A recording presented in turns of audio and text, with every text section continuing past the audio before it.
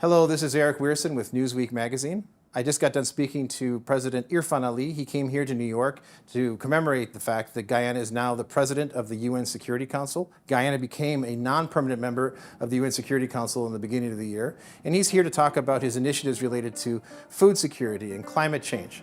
But more than that, the president and I spoke about Venezuela, we spoke about energy markets, and Guyana's rising role in the global diplomatic community. Here are a few excerpts. Thank you, Mr. President, for sitting down with Newsweek magazine. We're really excited that you're here in New York and excited to talk to you about your agenda. You're here in the city to commemorate not only Guyana's being elected to the UN Security Council, a term that's going to run through 2025, but this month of February, Guyana is assuming the presidency of the UN Security Council, and this coincides with your recent ascension to the chairmanship of CARICOM. And of course, the country's growing role in both regional and global matters is unmistakable. First, I'd like you to, big picture, reflect on this moment for Guyana and its international standing, both for Guyana as a whole, what that means for the people of Guyana, and for you personally as the leader of this emerging diplomatic player. Well, thank you very much. First of all, I'm very pleased to be here. Always good to be in your company. We are playing a very important role regionally and globally now as a country. But this role is not hinged or crafted in the oil and gas box alone. We have, throughout the history of our country, stood on the side of justice. We have worked relentlessly to be part of a world that is fair to all the stakeholders and participants in the global community. And this requires, of course, just leadership. It requires a just system. It requires a system that speaks to the importance of the rule of law, speak to democracy. We ourselves had challenges when previous government tried to use undemocratic principles to derail an election. So we understand how these principles are important. And that is what shaped our regional outlook and our global outlook. But because of where our country is positioned and the type of natural resources that we are blessed with, it gives us particular advantages. We are, of course, known as the gateway to South America, but we are also very much a part of the Caribbean CARICOM mechanism. When you look at the size of the market that we have access to, then you understand how a small populated country, but with huge land mass, can play a more integral role in the key areas of concern for the global community and the regional community. And what are these areas? Climate and environment. We live today in a world in which climate and environment is playing an important role. It's occupying a lot of policy space, regionally, globally. And we want to present Guyana as a leader on climate and environment, that is building a country that exemplifies great leadership, fast-forwarding mechanism, and also creating a framework through which everything we do is crafted in the low-carbon development frame, that is the least impact on the environment, and deploying our forests at jurisdictional scale to be part of the global solution on energy, on climate and environmental matters. Then we have food security.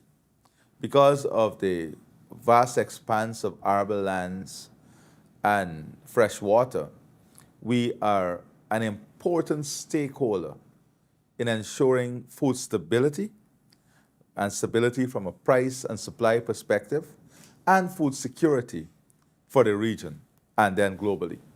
So in that capacity, we want to ensure that Guyana is playing a key role in the leadership on food security, climate security.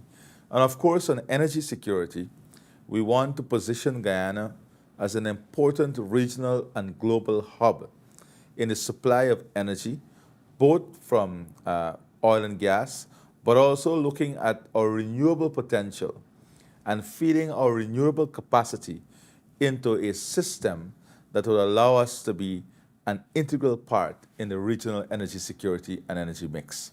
So these are the things that is driving us. But to do all of this, we have to ensure that we have a human resource asset base that is highly skilled, highly competent, and one that can match the aspirations of the country. That is why we're investing heavily in the education system. And of course, as you have a higher level of earning and greater prosperity in the country, more educated people, your healthcare system has to be upgraded because they will all demand higher level of service. So these are some of the things that we are addressing in the immediate,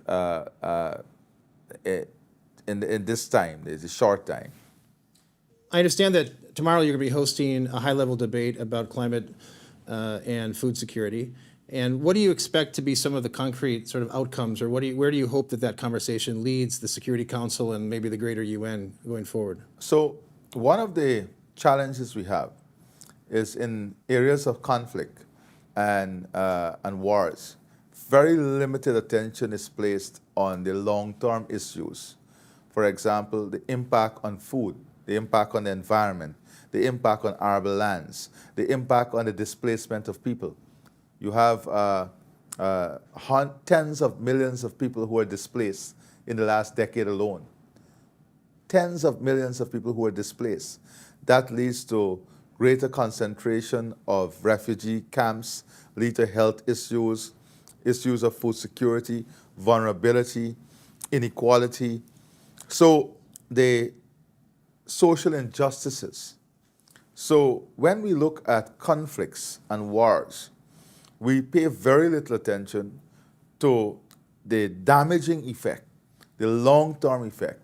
So there is no allocation of resources, or there is no system that allows societies to be rebuilt, that allows structures to be rebuilt, that allows the environment to be regenerated after these conflicts and wars. In our own region, if you look at the cost of conflict on Haiti, internal conflict, not only a democracy issue or a governance issue, that the conflict has led to poverty, it has led to malnutrition, it has led to the destruction of the environment, the exposure of the country to a more damaging effect of climate-related events. So, but these issues are not given the type of attention that it should be given, because the focus is on the war itself. How do we end the war? It's on how do we get a ceasefire in Gaza? How do we get, well, in Gaza, how do we get food in for the people? How do we restore water? But what about the damage to the environment? What about the long-term effect of all the people who will be displaced? How are we going to fulfill their needs? How are we going to ensure the system responds to these effects of war? Then, of course, you have the transport and logistics that affect the cost of food. Look, the war in Ukraine was not only, and that continues, it's not only between Russia and Ukraine. The cost of fertilizer went up globally. That created inflationary pressures on small economies. That affected the competitiveness of the agricultural sector. It affected the productivity of the agricultural sector. And ultimately, it created tremendous hardship on farmers across the world. So we want to use this period of our presidency to not only highlight the effects of conflict and war and the immediate action that is required globally, but for us to bring to the fore the consequences on the environment and food security that are ultimately critically integrated and linked into the prosperity of people and their ability to live a comfortable and rewarding life in the future.